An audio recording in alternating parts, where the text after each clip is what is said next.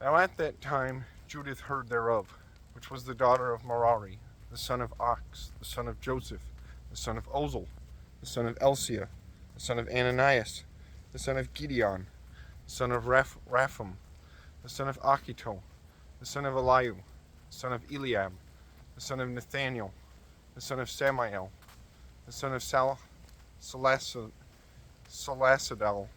the son of Israel.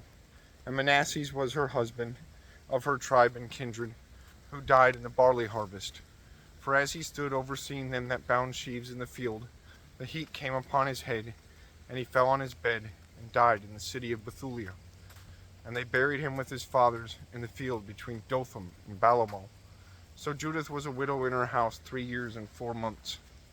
And she made her a tent upon the top of her house, and put on sackcloth upon her loins, and wear her widow's apparel. And she fasted all the days of her widowhood, save the eves of the Sabbaths, and the eves of the new moons, and the feast, and solemn days of the house of Israel. She was also of a goodly countenance, and very beautiful to behold. And her husband Manasseh had left her gold, and silver, and men servants, and maid servants, and cattle, and lands, and she remained upon them. There was none that gave her an ill word, as she feared God greatly. And when she heard the evil words of the people against the governor, that they fainted for lack of water, for Judith had heard all the words that Ozias had spoken unto them, and that he had sworn to deliver the city unto the Assyrians after 5 days. Then she sent her waiting woman, that had the government of all the things that she had, to call Ozias and Shabris and Charmis, the ancients of the city. And they came unto her, and she said unto them, Hear me now, O ye governors of the inhabitants of Bethulia, for your words that ye have spoken before the people this day are not right, touching this oath which ye made and pronounced between God and you, and have promised to deliver the city to our enemies, unless within these days the Lord turn to help you. And now who are ye that have tempted God this day, and stand instead of God among the children of men? And now try the Lord Almighty, but ye shall never know anything. For ye cannot find the depth of the heart of man, neither can ye perceive the things that he thinketh.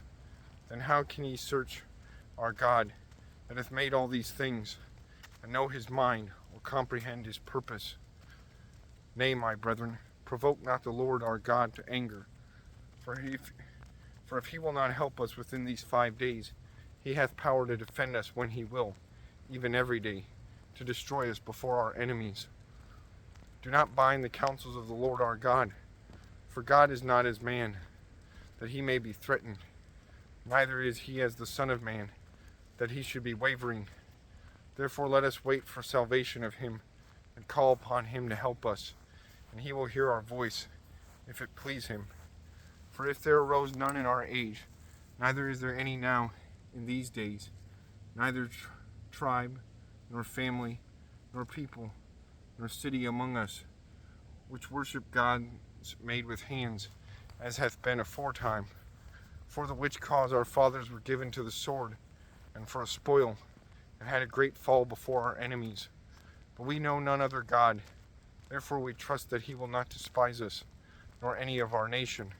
For if we be taken so, all Judea shall lie waste, and our sanctuary shall be spoiled, and he will require the profanation thereof at our mouth, and the slaughter of our brethren, and the captivity of the country, and the desolation of our inheritance. And he will turn upon our heads among the Gentiles, whithersoever we shall be in bondage, and we shall be an offense and a reproach to all them that possess us. For our servitude shall not be directed to favor, but the Lord our God shall turn it to dishonor. Now therefore, O brethren, let us shew an example to our brethren, because their hearts depend upon us, and the sanctuary, and the house, and the altar rest upon us. Moreover, let us give thanks to the Lord our God, which trieth us, even as he did our fathers. Remember what things he did to Abraham, and how he tried Isaac, and what happened to Jacob in Mesopotamia of Syria, when he kept the sheep of Laban his mother's brother. For he hath not tried us in the fire, as he did them, for the examination of their hearts, neither hath he taken vengeance on us. But the Lord doth scourge them that come near unto him, to admonish them. Then said Ozias to her, All that thou hast thou spoken with a good heart, and there is none that may gainsay thy words. For this is not the first day wherein thy wisdom is manifested, but from the beginning of thy days all the people have known thy understanding, because the disposition of thine heart is good. But the people were very thirsty, and compelled us to do unto them as we have spoken, and to bring an oath upon ourselves, which we will not break. Therefore now pray thou for us, because thou art a godly woman, and the Lord will send us rain to fill our cisterns, and we shall faint no more. Then said Judith unto them, Hear me, and I will do a thing which shall go throughout all generations to the children of our nation. Ye shall stand this night in the gate, and I will go forth with my waiting woman, and within the days that ye have promised to deliver the city to our enemies, the Lord will visit Israel by mine hand. But inquire not ye of mine act, for I will not declare it unto you till the things be finished that I do. Then said Ozias and the princes unto her, Go in peace, and the Lord God be before thee, to take vengeance on our enemies. So they returned from the tent and went to their wards.